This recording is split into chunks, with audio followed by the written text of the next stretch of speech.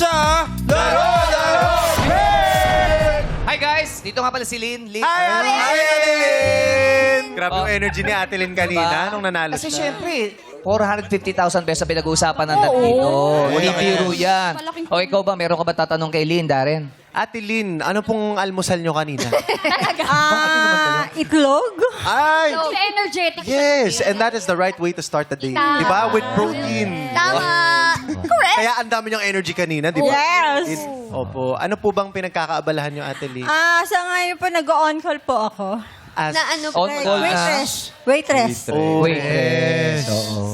Matagal na po kayong waitress?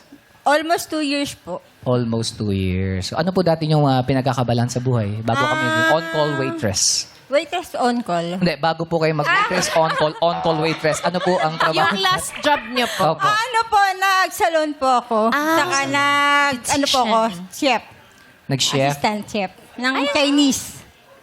Chinese Chinese. cuisine. O kanina si Bert, Japanese. Oo. Ito naman yung Chinese. Wow.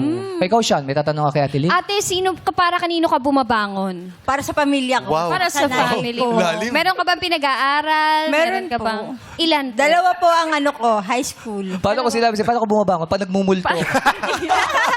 Like yung ano yung motivation niya. Yung morning. Oo. Dalawa po yung pinag-aaral mo. Opo, ng Anong high school year po. na po? Isang grade 9, isang grade 11. Grade 9 and grade 8. Ikaw, Brent, may tanong ka ba sa kanya? May tanong ako? Anong gagawin mo sa 450,000 natin pag napanalo mo? Ang ano ko talaga is pag-aralin ulit sa pag-aaral yung aking anak sa college. Ayun pala yung kasama yung... Lapit na. O, Jackie, baka may tanong ka sa anak niya. May tanong ako, anong pangalan mo?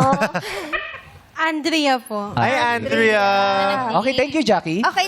Ikaw naman, Ralph. Anong tatanungan mo naman kay Lynn? Adeline, ano yung dream course nyo para sa anak nyo? Ano po, ang gusto niya po kasi tourism. Tignan mo yung tourism. course na pinili ng anak, yung pipiliin niya. Oh. Pero ang tanong, sino ba ang masusunod? Yung nanay o yung anak? Anak. Yung po? Sino po? Anak kasi siya yung mag-aaral. Tama.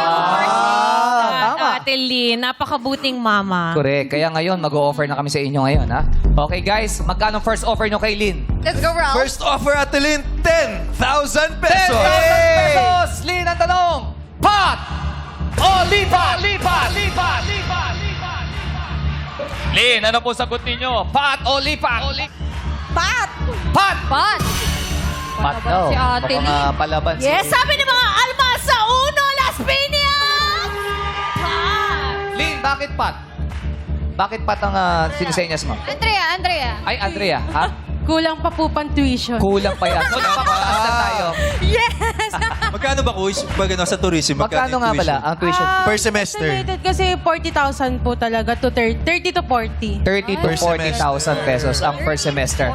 Okay, ano pa ang next offer nyo, guys? Ako, magdadagdag ako ng 5,000 pesos! 50,000 pesos. Parang kuripot si siya. Pot o lipat? Lipat! Lipat! Pot daw. Sige, dagdagan nyo pa. Ay, ayaw ng 15 Ayaw. Ayaw. Bakit to, ate? Pumayag ka na dito, Adeline. 5,000 pa! Ayan! 20,000 pesos ng offer sa'yo, Lynn. Ang talong, pot o lipat? Lipat! Lipat! Ano po, Lynn? Ano po ang sagot nyo? Talaga nakatutok siya sa anak niya. Kaya- Lipat! Ha? Lipat na? Lipat na? Eh baka mamaya naman. Ano sabi ng mga Masagot taga Las mo yan. Piñas? More pa po, pwede. Ha? More pa, more! Or pa? More! O sige, para sa final offer, Jackie, magkano ang last offer nyo dyan? Isasagad na namin to. Sagad Bumubulong nyo na. yung mga kasamahan ko dito. Itodo nyo na yan. Para sa'yo, Ate Lynn, eto na. Sige na, bigay natin 50,000 pesos, 35,000 pesos. Ayan. 35,000 pesos na yan, Lynn. Ang tanong ko sa'yo, pot o lipat? Lipat na. Ilipat mo na! Andrea, lipat na.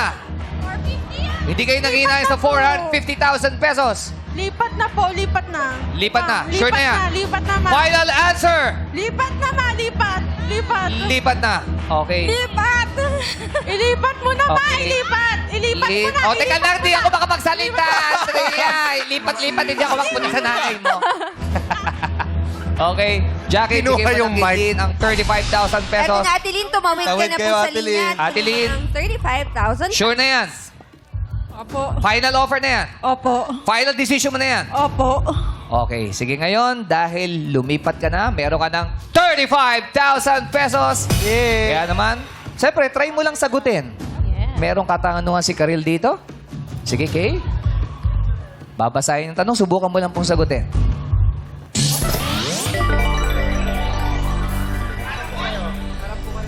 Subok lang po, Ate Lynn. Ito ang inyong katanungan. Sa paggamit ng fire extinguisher, dapat tandaan ang acronym na PASS o PASS na nangangahulugang Pull, Aim, Squeeze at Blank. Uulitin ko ang tanong. Sa paggamit ng fire extinguisher, dapat tandaan ang acronym na PASS o PASS na nangangahulugang Pull, Aim, Squeeze at... Hindi ko alam.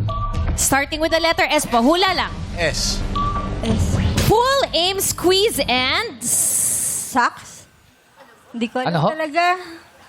Stop. Stop. Hinto po. Okay.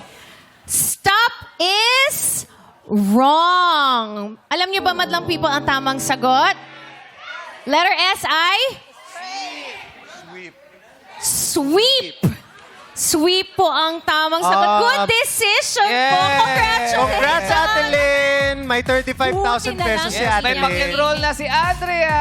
Hey! One sem na yan. Congrats, Ate Lynn. At bukas nga po, mananatili pa rin sa halagang 450,000 pesos ang ating pot money.